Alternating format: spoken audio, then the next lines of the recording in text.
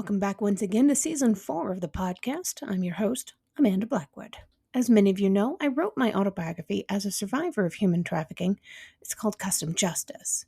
But if you didn't know, you do now. Keeping in line with that, this entire season and last season has been focused on interviewing people who did or plan to write about their own experiences as trauma survivors and how they overcame the past. And as much as we all hate commercials, they are a necessary evil these days. This is what keeps the show on the air. You can also show your support by purchasing one of my mini books or donating through PayPal or leaving a review on whatever platform you listen to this podcast on. You can find the links for the books or donation options in the podcast description. As always, a portion of the proceeds go to local organizations that help fight human trafficking. Hey folks, ready to come back to the episode here today? I am Amanda Blackwood, your host, of course. And I have with me a really interesting young man who's done some fascinating stuff with his life.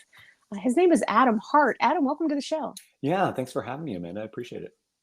I am excited to get to know you. I mean, all I saw was rock climbing on your information. It's like, oh, okay, I got to talk to this guy. But you've done some really interesting, fascinating stuff. Where did you grow up? Where are you originally from? Well, I grew up in Toronto, central Canada, and lived that very hectic go big city life for quite a while, and got lucky that I got my burnout moment at a young age. Yes, so many people wait until they don't know what else to do with their lives when they get that burnout moment. Mm-hmm. Yeah. No, I recognize there's an element of how a lot of us live in terms of the daily go, and how, certain aspects of our lives impact us. And right. It's easy to get caught in the chase of trying to fix things and find our way back to our own abundance. And it's a tricky one to navigate the modern world, and when we're stuck in that kind of a go race. Right. Absolutely. Yeah. So you went through some stuff in your early life that kind of sent you down this trajectory. Can you go into a little bit of that? What happened? What your trauma was? Yeah. I mean, in my early days, so, up until I guess I was about 12, 13 years old, I definitely had a young life where I had all the nice things that, we all hope we have as children. But the one thing I lacked was having that father figure who knew how to express love in a way that helped me to feel secure and feel loved and feel safe. And so I grew up with a lot of shame, a lot of guilt, and was diagnosed ADHD in my teens as well, kind of labeled as learning disabled. And so I had a real dark thought process and became very impulsive in my behavior, just in terms of just wanting to escape and not feel my own emotions. That kind of set me up as I got into my 20s. I used food as my escape and became very addicted to processed food, sugar in particular, and became overweight, became pre-diabetic. And by the time I was 25, 26 years old, I was living off several different medications and told that if I don't fix the course I'm on, I'm going to be in pretty big trouble. And I was already in big trouble. But when you have your doctor, keep handing you more prescription medication at 26 years old and says, if you don't change the course you're on, you will be in trouble and be insulin dependent in the next 6 months or so. And so I took that as my big, okay, there's something wrong with what's happening inside of my own mind.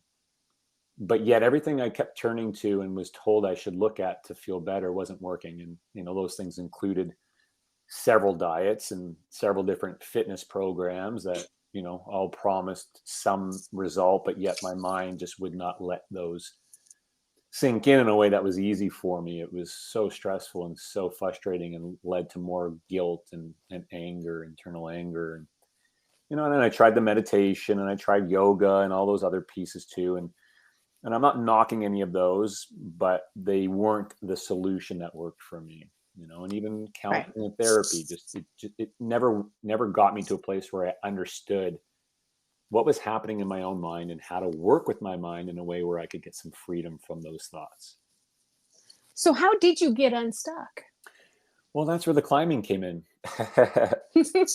So I discovered rock climbing as just wanted to, again, being pre-diabetic and unhealthy. And I stumbled onto an indoor rock climbing gym in Toronto. And there was something about it that intrigued me. And I said, okay, well, I know I got to be somewhat physically active, and I'm not going to buy another gym membership. So let's go and try this. And I went in with a friend of mine. And, the first time I ever went and got on the rope, and I got halfway up this wall, and it's not a super high wall, but it's an indoor wall. So probably about 15 feet up, and I started to have a bit of a panic attack, and I could feel my nervous system trigger into that anxiety. And it was kind of an element of that experience where at the time I had to come down. I had to yell at my buddy, let me down, because I was just such in a panic mode. But there was something about it that I recognized that it was induced by something I was doing that I chose to do versus the rest of my life where my mind just had me locked into that experience without me even knowing I was living that way. You were literally stuck. Literally stuck, but became very intrigued by, okay, wait a minute. So there's this anxiety, physical feeling I'm getting when I climb that I'm actually learning how to work with in an environment that is quite safe to do so. So like a good example is I'd be driving to work and I would have such road rage, just being stuck in traffic. And, that was just an automatic reaction that I just get so angry and frustrated about being in traffic. And then I would be at work and I would, doing customer service and having people be upset with you. And I would just be so upset all the time. And I kind of lived inside of that fight or flight trigger all the time and didn't really know it until I found climbing. Now, the climbing started to teach me that I could actually control my reactions to the moment of my life. I could actually teach my body and my mind to reset itself. And, it took a little while to understand this. And I became very addicted to climbing because it was the only thing that allowed me to have peace in my own mind. And as you climb, you start to realize, wow, so I'm climbing, I'm doing these beautiful movements. I'm working with my breath, because you realize that it's the only way you can do it well. You can't be lost in your own thoughts while you climb. So I went all in on climbing. I left Toronto. This is about a 2-year period now. I found I was starting to get healthier. I left Toronto. I moved out to the mountains of British Columbia, Canada, and I started to train to become a rock climbing guide. I really wanted to immerse my whole life into this sport because of how it was making me feel and how I was able to reset my own stress response in a way that nobody ever told me I could do. No doctor, no therapist, and I'm not knocking any of that, but nobody said, hey, Adam, you can actually reset your own fight or flight stress response in the moment it's happening. Wow. Right?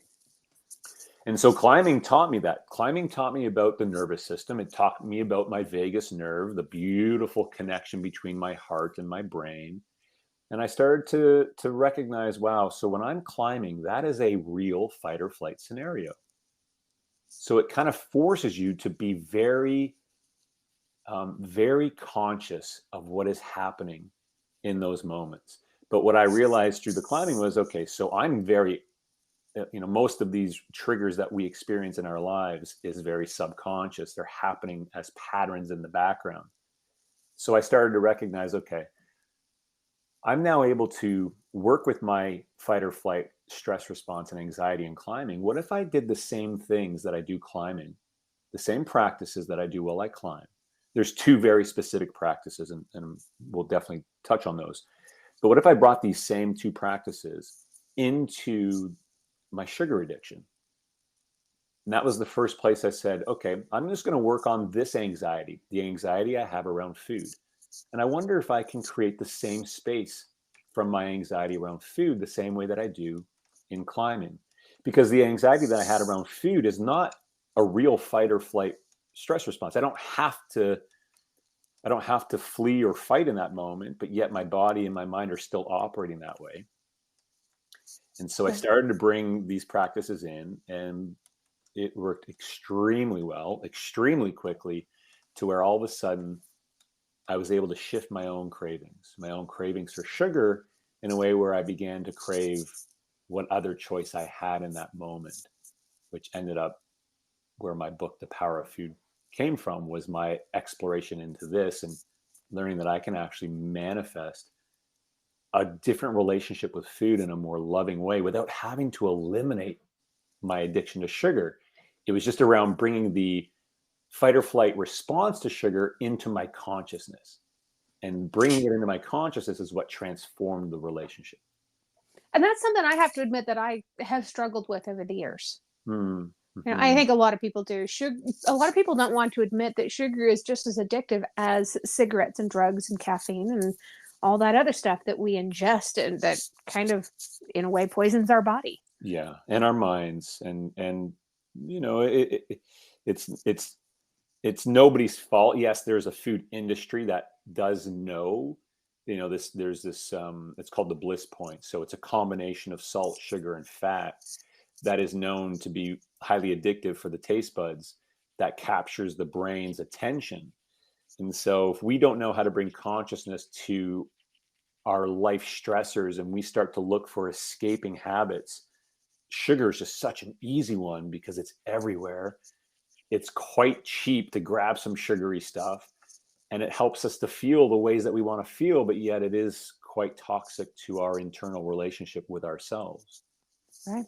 Right. And so how do you work with that in a way where you don't have to give the sugar up, but you actually transform the relationship that you have with your mind in a way where your heart is leading the way that you experience that relationship versus That is the, cool. yeah. And I mean, because so much of life is so cerebral. We're so stuck in our heads. We're cut off from feeling emotion, most of coming from our childhood experiences where we learn as a survival mechanism to not feel because we know and recognize that feeling creates pain often when we're kids. Hmm. And a large part of that is because we don't know how to regulate our response to the stress of our lives. Right. And so we get locked in these patterns. By the time we're in adulthood, we have lots of patterns of reactivity in our relationships, the way we are with our kids, with our own health in relation to the things we use to escape, whether it's social media, pornography, alcohol, drugs, shopping, gambling. They're all part of the same mechanism, which is a disruption in terms of the brain nervous system heart relationship.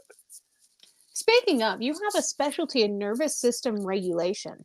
What does that mean exactly? Yeah, so really, I mean, it's the foundation of who we are and how we are meant to experience life. And this is a uh, something that, again, we should be taught as children how this functions and the power of it, because it is a system that works automatically in the background, right? So that's the definition of it, is the autonomic nervous system. And there's two main ways that it functions. One is a very restful and peaceful state, and that's your parasympathetic, or you Hmm. have your very revved up fight or flight sympathetic. Now, if we don't know that that is filtering every moment of our life, which it is, then we start to believe all the thoughts that our brain produces, and that becomes our life.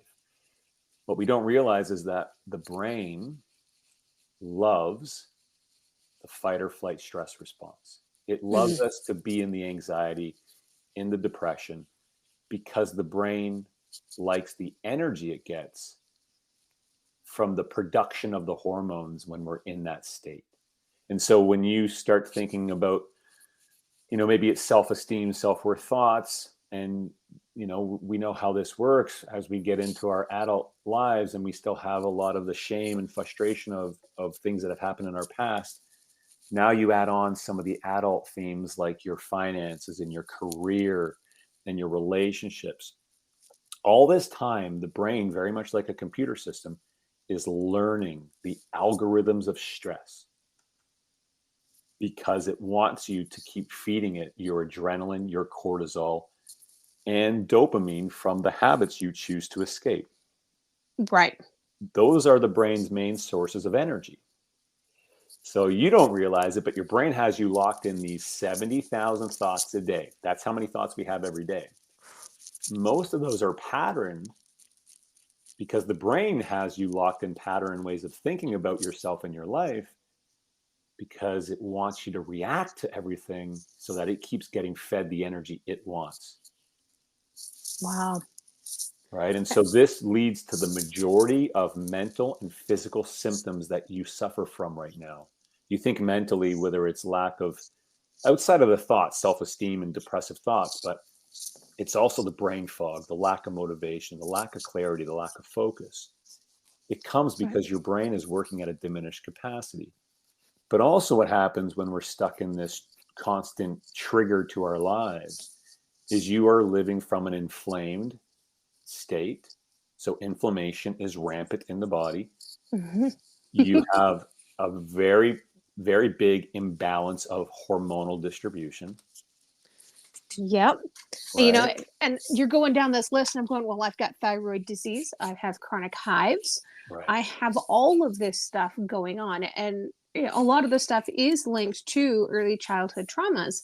Yeah. But what you're saying absolutely makes sense. We are living in that constant state of having our brains on overload, trying desperately to recreate these interactions so that we'll feed it what it wants, but recreating those actions is causing PTSD, which feeds into the fight or flight, and it's just this bizarre cycle. Yeah. Yeah. And unfortunately, the many systems of modern society perpetuate this.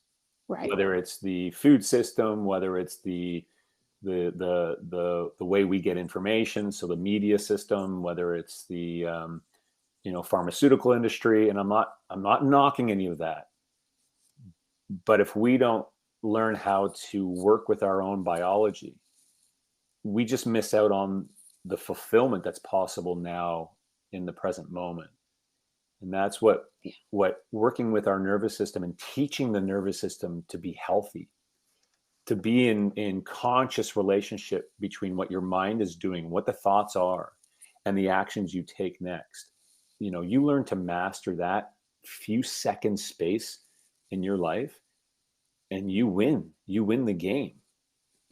But if you're stuck in your thoughts all the time and you're living reactive, and if you're doing this right, because the symptoms of how you feel mentally and physically are a direct relation to the consciousness of your relationship to your mind and your body. How's your heart working with the nervous system in relation to how your brain is working with your nervous system is everything. Right. And what I found is when I started to give my nervous system the right nourishment, it healed everything for me. I didn't have to get stuck in my head, which I did for many years, is how am I going to lose the weight? How am I ever going to get better? How am I ever going to get my energy back? Why do I feel like this all the time? When is it going to be my turn to have it this way? That just keeps us locked in the same inflammatory state with the same hormonal imbalance, with the same cravings that just the brain just keeps you locked in living your life through. And there's no freedom from that. You won't Right. find the solution in the next diet. You're just giving your brain more opportunity to create stress from the diet you're choosing to go on. So Yeah. what's one tip that somebody could take to heart right now to be able to start making these changes in their life? Yeah. And it's not just a tip. This is the answer. And I don't, I'm not saying that from an egoic place. I'm saying that from a real biological state. If you want to learn how to work with your own biology in this way and recognize the feeling of getting to be in touch with your own nervous system, you have to work with it throughout the day. Not just your 20-minute meditation in the morning. That's beautiful, but that's not it. Your brain and nervous system and heart are interacting 24/7, all day, every day. So we need a tool, a practice, a solution that is something that we can bring into the moments of our very busy, hectic lives that allows us to keep resetting our nervous system back into the parasympathetic state, that calm, rest and digest state where you feel the internal nourishment of the present moment. The practice that I teach all my clients, this is the practice I learned when I was climbing I would be up on these massive cliffs. Like at some point I got really big into mountaineering and climbing big walls. And I would be up in the middle of these walls having real panic attacks, real scenario where there's thousands or hundreds of feet below me where I've had to reset. I have to reset. If I don't reset here, I could die. And I kept doing this rotation of breath. And I didn't know exactly what it was that I was doing, but all I knew is when I would stop, pause, and do this resetting of my breath in this way, I would open my eyes back up and I would have all my power back. Mental focus, motivation, physical strength, endurance, all of it came back.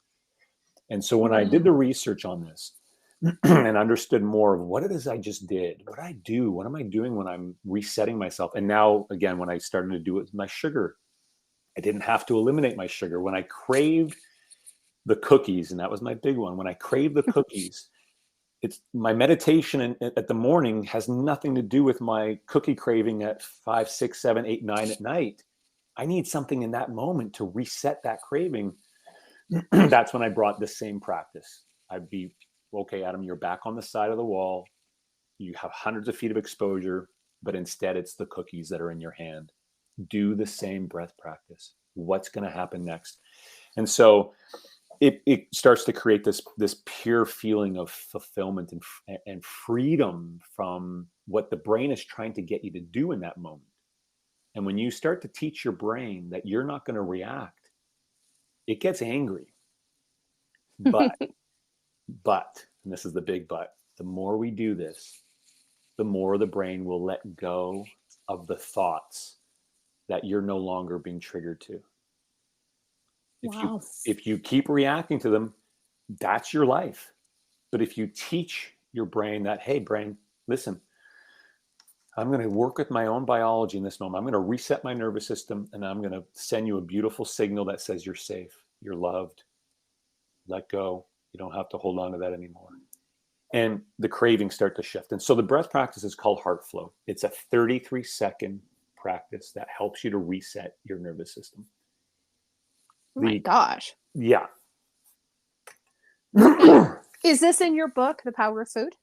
It talks a lot about my process, but it doesn't talk about the breath practice. Now, the breath practice itself, there's 5 key steps. And if anybody wants these, I'm happy to share it. You can grab it off my website, which is clearimpact.io.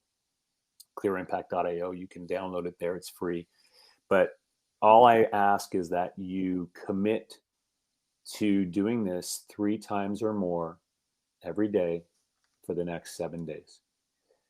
That's less than 2 minutes a day, but it's all you need to start to get a much more conscious perspective of what is really going on in terms of your internal relationship to the outer world. And, speaking of relationships, you have 2 of the cutest kids on the planet. How old are your kids now? They are 9 and 11. Thank you for that. Oh my gosh. And I understand that you have a really deep bond with your kids. What have you done to make that happen for you? Because, going through what you had to go through, that could not have been an easy overnight, just, hey, this is who I am now. Well, and it's not easy. It's not perfect, that's for sure. And I still get very triggered. My brain loves, and all of our brains like to use proximity, the people that are closest to us, to find the trigger spots.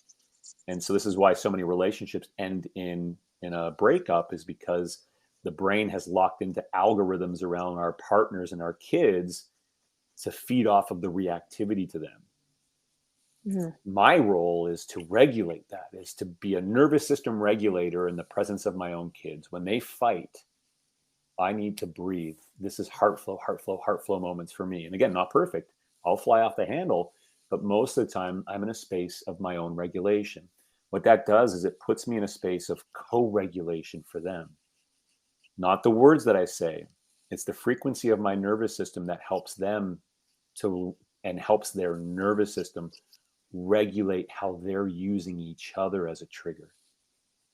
Because their brains are learning just like ours are. And so they get bullied at school, or my daughter, she's at that age where she's thinking about boys. And so and she knows I'm a safe place to have conversation around that. But I can feel her nervous system and the way her brain is operating around some of her now, pre-teen life experiences. And if I don't hold space for her nervous system to work with the emotions that are coming up, her brain is going to run amok. Yeah. It's designed to do it.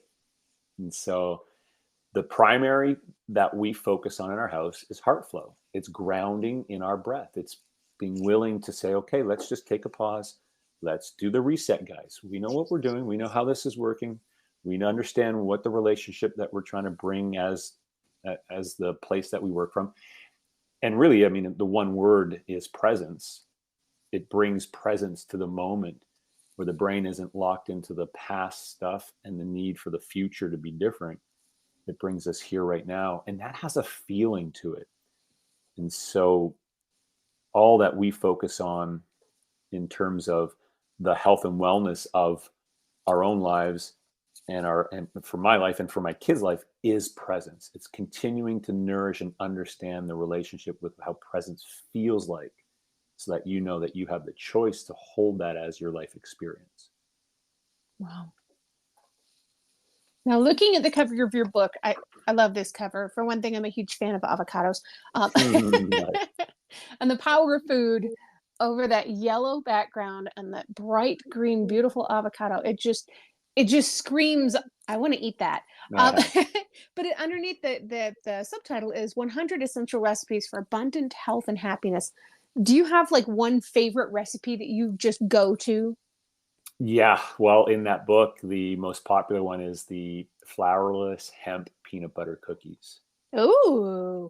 Yeah, so food became a very important part in my understanding of how my energy can work.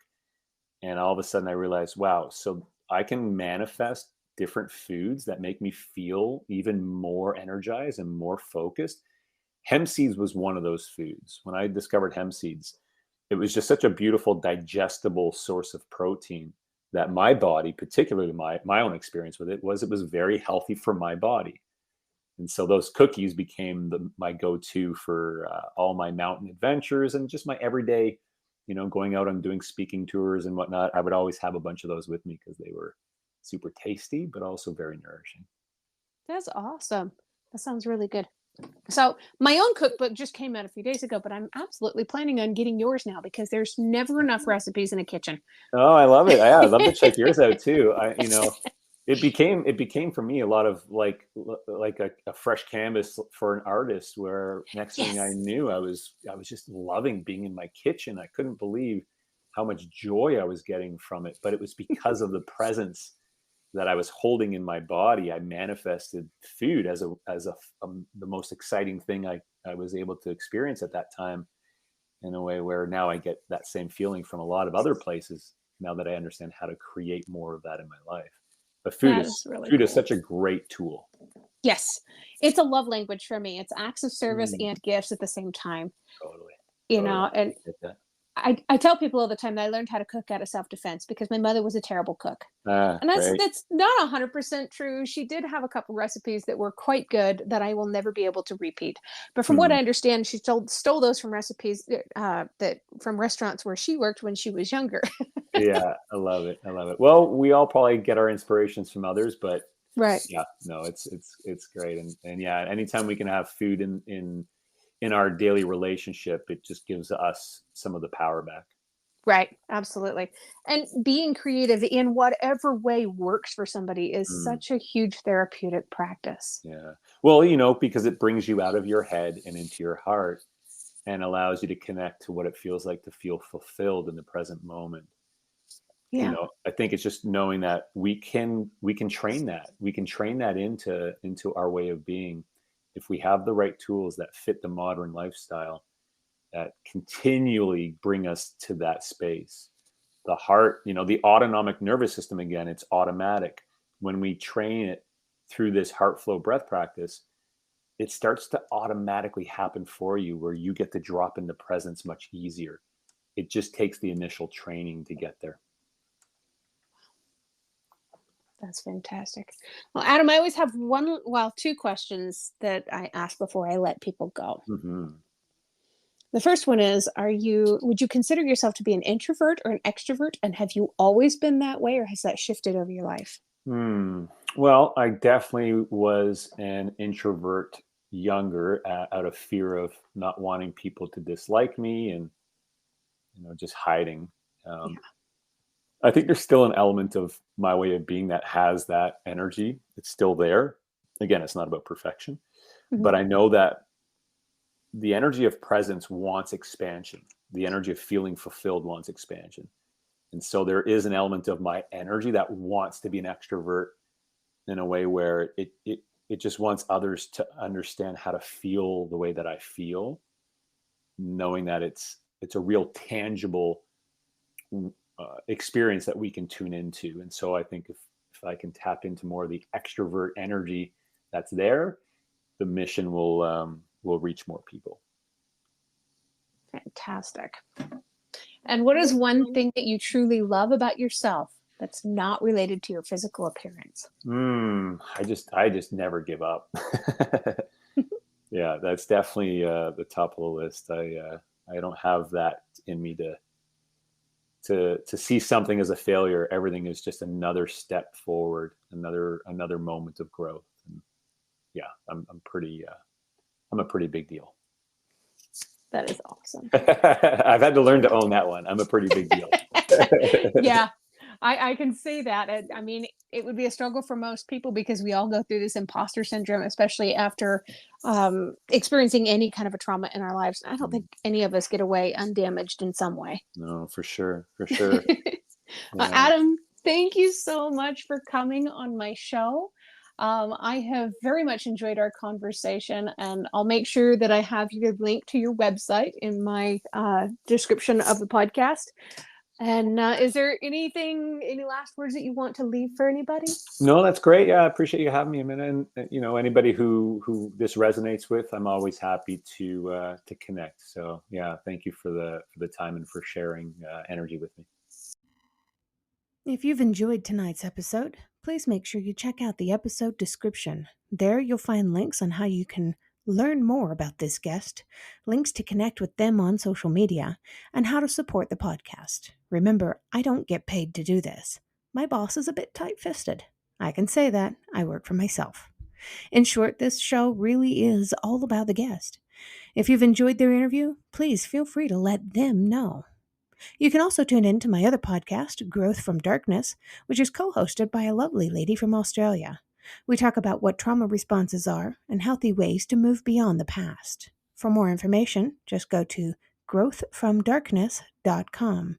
You can also follow us on Facebook at facebook.com/growth from darkness.